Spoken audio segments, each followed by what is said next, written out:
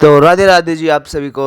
आज हम लोग मनाने का 5th डे और आज सुबह सुबह ही 6 बजे मना लिया जाता है नाश्ता। और नाश्ते में बनाया गया था छोला और कुलचा। तो छोले तो ख़त्म हो गए थे तो मेरी दीदी ने कुलचे कुलचे बना दिए थे। और आज मेरी दीदी जा रही है अपने ससुराल में, तो आज इसीलिए 6 बजे नाश्ता बना दिया जाता है। तो हम खाते हैं कुलचों को सॉस के साथ मस्त, जो कि खाने में बड़े लाजवाब हो रखे थे और टेस्टी हो रखे थे।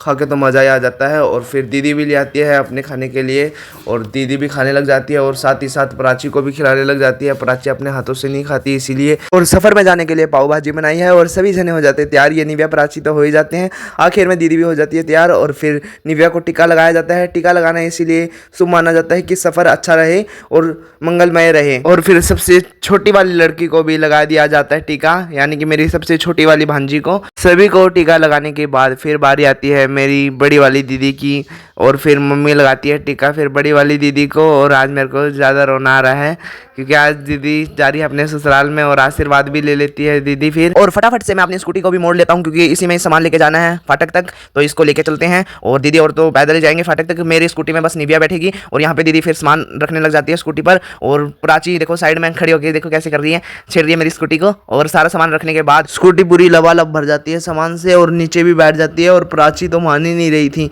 बार बार इधर ही आ रही थी और सामान को छेड़ रही थी अपनी मम्मी का, और मेरी स्कूटी भी छेड़ रही थी।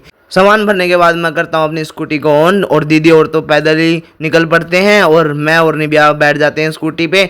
और स्कूटी पे बैठने के कारण मैं और निव्या जल्दी पहुंच जाते हैं फाटक पे। तो जल्दी पहुंचने के कारण मैं रुकवा लेता हूं ऑटो और निव्या को तो बिठाई देता हूं। इतनी देर में दीदी भी आ जाती है और प्राची भी आ जाती है और आते ही बैठ जाते हैं। और मैं भाई होने के नाते दीदी को पकड़ाता हूं सारा सामान। और ये देखो, ये वाला बैग मेरी दीदी ने खुद अपने हाथों से सिला था। देखो आपको कैसे लगा कमेंट करके ज़रूर बताना मेरी दीदी को सिलाई आती है कि नहीं। और इतनी देर में मेरा फ़ोन भी नीचे पड़ जाता है और मम्मी निव्या और बिना दीदी को बाय बाय करती है और ऑटो चले जाता है फिर। और आपको मेरी वीडियो पसंद आए तो लाइक एंड सब्सक्राइब करना।